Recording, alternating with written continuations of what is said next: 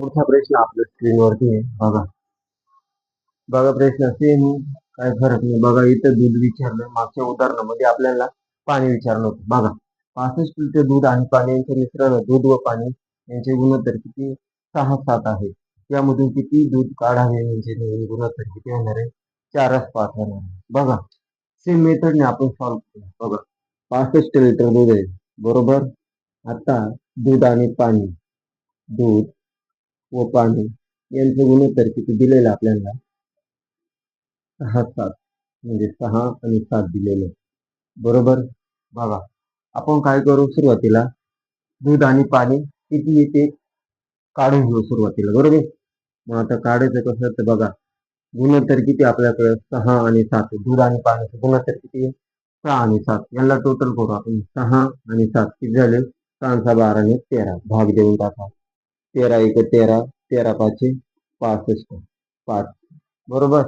आता हे 5 आहे ना गुणाकार करून टाका 6 आणि 5 6 पंच 30 इथे गुणाकार करा 7 5 35 म्हणजे आपल्याला दूध आणि पाणी दोन्ही पण घेतलेले बरोबर. 30 दूध आणि पाणी 35 बरोबर. बघा आता काय प्रश्नामध्ये काय सांगितलं यामधून किती लिटर दूध काढावे, यामधून किती लिटर दूध काढावे म्हणजेच नवीन गुणोत्तर किती होणार आहे 4:5 होणार आहे. बघा आता आपल्याकडे दुधाचं दूध किती भेटलं आपल्याला 30 भेटलं. किती काढायचं माहित नाही आपल्याला बरोबर म्हणून एक लावू. काय लावू एक. काढायचं म्हणजे मायनस बरोबर. छेदामध्ये पाणी किती आपल्याकडे 35 आहे बरोबर. गुणोत्तर किती आपल्याकडे 4:5 आहे तर 4:5 लिहून टाका बरोबर. आता क्रॉस मल्टिप्लाय बघा 5 त्रिक 15 किती झाले 150 मायनस 5 गुणिले x 5x बरोबर 35 गुणिले 4 करायचं किंवा 4 गुणिले 35 येते बरोबर. मग जर आपण 35 चोक 5 चोक 20 बरोबर 4 त्रिक 12 आणि 2 14 140 झाले बरोबर.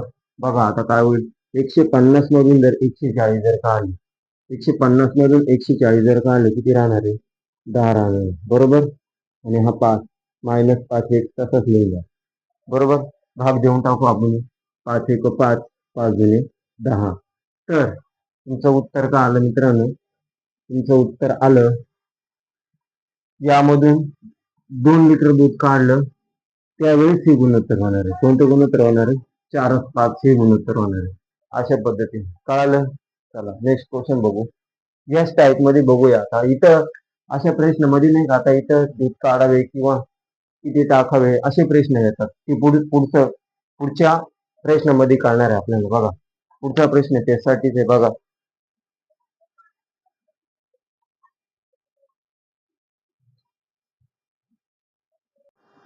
बघा प्रश्न दूध आणि पाणी यांचे गुणोत्तर किती 3:2 आहे. त्यामधून 12 लिटर पाणी काढून घेतले तर नवीन गुणोत्तर किती होईल 12:5 होते. तर त्यामध्ये सुरुवातीला किती दूध होते असा प्रश्न. बघा प्रश्न चेंज आहे थोडा मित्रांनो. बघा तरी आपण सॉल्व करू. दूध आणि पाणी, दूध आणि पाणी किती गुणोत्तर द्यायचं आपल्याकडं 3:2 आहे बरोबर. 3x मानला आपण आणि पाणी 2x मानलं बरोबर. नंतर काय करायचं 12 लिटर काय त्यांनी काय सांगितलं काढून घेतलं पाणी बरोबर. आपल्याकडे दूध किती आहे 3x आहे आणि पाणी किती आहे 2x आहे. त्याच्यामधून 12 लिटर दूध काढलं म्हणजे -12 करायला लागतील. नवीन गुणोत्तर किती होत आहे 12:5 होणार आहे बरोबर. बघा आपण आता सॉल्व करू. 5 त्रिक 15 x बरोबर 12 गुणे 24 x बरोबर 12 वजाचे 0 देऊन 12 गुणिले 12 144 इथपर्यंत कळालं असेल. बघा 15 मायनस 24 मायनस 15 करायचे आपल्याला किती उरतील 24 मधून 15 दर 5 9 उरतील बरोबर. 9 x बरोबर 144 आहे ते आपल्याकडे. भाग देऊन टाकू आपण 144 ला 9 ने भाग दिला 9 1 9 9 1 9 उरले किती 16 बरोबर. तर एक ची किंमत किती आली 16 आली. आपल्याला काय करायचं सुरुवातीला दूध किती होते सुरुवातीचं दुधाचं गुणोत्तर किती आपल्याकडे 3 आहे. तर मग 16 गुणिले 3 जर केलं तर काय उत्तर येईल 16 × 48. तर सुरुवातीला किती दूध होतं? सुरुवातीला होतं दूध 48. बरोबर, कळालं? चला नेक्स्ट क्वेश्चन बघूया.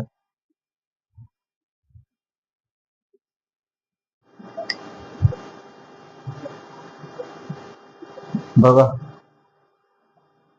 मित्रांनो, टाईप चेंज झालेला आहे. 3 संख्येचे गुणोत्तर किती? 3 2 5 या गुणोत्तरात आहे.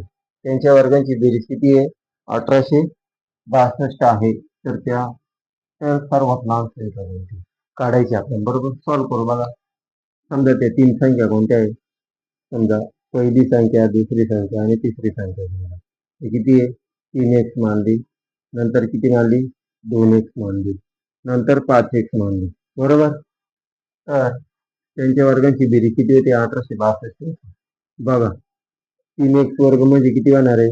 9x वर्ग अधिक 2चा वर्ग करावा लागेल, म्हणजे तिथं वर्ग करून टाकू. चला आपण याला वर्गाचं हे करून देऊ. म्हणजे किती होणार आहे? 3 त्रिक 9, 2 दुणे 4, म्हणजे किती होणार आहे? 4x वर्ग अधिक 5चा वर्ग 25, 25x वर्ग. बरोबर, आणि त्यांच्या वर्गांची बेरीज किती दिलेली आहे? 1862 दिलेली. ओके, बघा टोटल जर केली 9 4 13, 13 आणि 25, 13 आणि 25 किती होतील आपले? 38 होतील. बरोबर, 38 झालेले. बरोबर, 38 झाले. तर 38x वर्ग बरोबर आपल्याकडे किती आहे? 1862. तर x वर्ग बरोबर 38 छेदामध्ये नेला तर किती होणार आहे? छेदामध्ये लिहू. बरोबर, बघा भाग देऊ आता. 38 जर 1862 जर भाग दिला तर 49 उत्तर येणार आहे. बरोबर, तर x वर्ग बरोबर किती येणार आहे? 7 येणार आहे.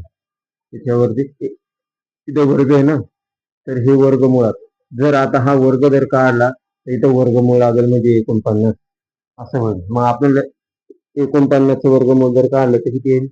7 येईल. सर्वात लहान संख्या कोणती आपल्याकडे? 2 आहे. बरोबर, मल्टिप्लाय करून टाका. 7 दुणे 14. तर तुमचं उत्तर काय आलं? 14 आलं. ही सर्वात लहान संख्या आहे.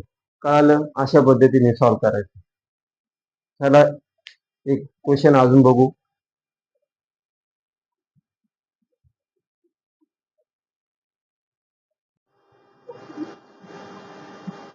बघा प्रश्न काय आहे? 2 संख्यांचे गुणोत्तर किती? 4/5 आहे आणि त्यांचा लसावी किती? 180 आहे. तर त्या संख्या कोणत्या? असा पण प्रश्न विचारला तर मित्रांनो, बघा आपण सॉल्व्ह करू. 2 संख्यांचे गुणोत्तर किती आहे? 4x आहे. आणि समजा त्या 2 संख्या काय मानल्या आपल्या? a आणि b मानल्या. बरोबर, a आणि b काय? 5x, 4x आणि 5x मानले. त्यांचा लसावी किती दिला? 120 दिला नाही.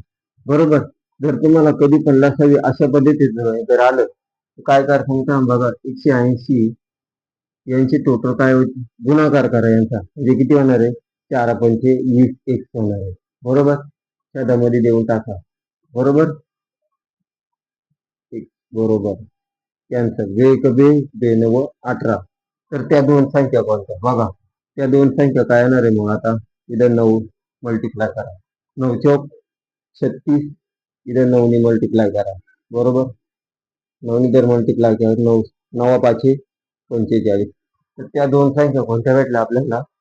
36 आणि 45 या 2 संख्या भेटल्या. बघा, तुम्हाला इथं लसावी विचारला, आपल्याला मसावी पण विचारू शकतात इथं. बरोबर, ते उदाहरण पुढचं उदाहरण आपण ते घेणार आहोत. बघा, ते उदाहरण घेऊ आपण. बघा, प्रश्न थोडा चेंजेस आहे आपला. 2 संख्यांचे गुणोत्तर किती दिले? 3/4 आहे आणि त्यांचा मसावी किती? 15 आहे. तर त्या 2 संख्यांचा लसावी किती? लसावी मसावी मध्ये पण विचारला जातो प्रश्न, पण आपलं गुणोत्तर आणि प्रमाण मध्ये चाललंय आला प्रश्न म्हणून तुम्हाला सांगून देतो. बघा, सोपं आहे, अवघड काय नाही. बघा मित्रांनो, कधी आपल्याला जर मसावी जर दिला असेल तर आपल्याला त्या 2 संख्या जर काढायच्या असेल तर काय करायचं? बघा, जे गुणोत्तर आहे ना ते मसावीला मल्टिप्लाय करून टाकायचं. म्हणजे कसं? बघा, आपल्याकडे मसावी किती आहे? मसाई 15 आहे आणि पहिला गुणोत्तर किती आपल्याकडे 3 आहे, बरोबर. हे 3 मल्टिप्लाय जर केला 15 त्रिक 45 ही पहिली संख्या मिळाली आपल्याला, बरोबर. आपल्याला जर दुसरी काढायची असेल तर 15 गुणिले काय करायचं आपल्याला 4 करायला लागेल, म्हणजे 15 चौक 60, बरोबर. आणि त्यांनी काय सांगते त्या दोन संख्यांचा लसावी, त्या दोन संख्या तर भेटल्या आपल्याला, बरोबर.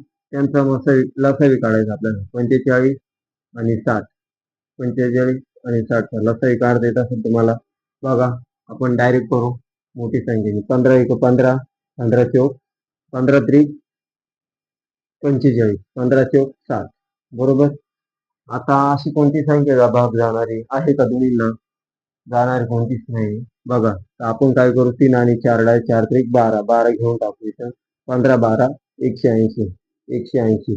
तर लसावी किती आला त्या दोन संख्यांचा? 180. 180 एकदम करेक्ट उत्तर आहे मित्रांनो. कळालं? सोपं तर अवघड काही नाहीये. चला बघू.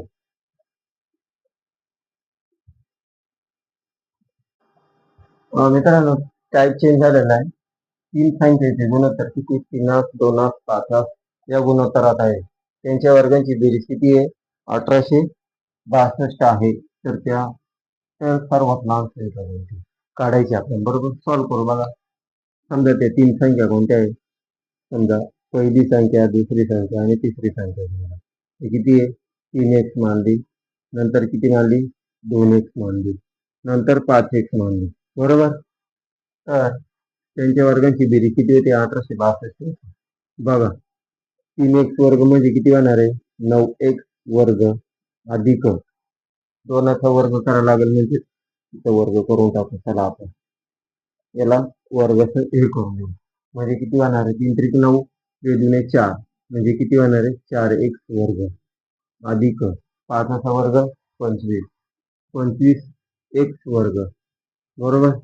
आणि त्यांच्या वर्गांची बेरीज किती दिलेली आहे? 1862 दिलेली. ओके. बघा टोटल जर केली 9 4 13, 13 आणि 25, 13 आणि 25 किती होतील आपले? 38 होतील, बरोबर. 38 झालेले, बरोबर. 38 झाले. तर 38x वर्ग बरोबर आपल्याकडे किती आहे? 1862. तर x वर्ग बरोबर 38 छेदामध्ये नेला तर किती होणार आहे? छेदामध्ये लिहू, बरोबर. बघा भाग देऊ आता. 38 जर 1862 जर भाग दिला तर 49 उत्तर येणार आहे, बरोबर. तर x वर्ग बरोबर किती येणार आहे? 7 येणार आहे. त्याच्यावरती इथं वर्ग आहे ना, तर हे वर्गमुळात जर आता हा वर्ग जर काढला तर इथं वर्गमूळ लागेल, म्हणजे 49 असं होईल. मग आपल्याला 49 वर्गमूळ जर काढलं तर किती येईल? 7 येईल. सर्वात लहान संख्या कोणती आपल्याकडे? 2 आहे, बरोबर. मल्टिप्लाय करून टाका. 7 दुने 14. तर तुमचं उत्तर काय आलं? 14 आलं. ही सर्वात लहान संख्या आहे. कळालं? अशा पद्धतीने सॉल्व्ह करायचं. चला एक क्वेश्चन अजून बघू.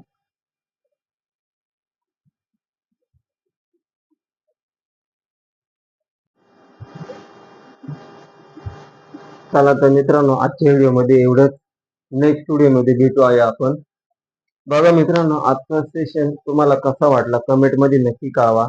चॅनल वरती कोणी जर नवीन असाल तर चॅनल सबस्क्राईब करा आणि बेल आयकॉनला प्रेस करा, की जेणेकरून असेच नवीन नवीन व्हिडिओ जर आले तर तुमच्यापर्यंत पोहोचत जाईल.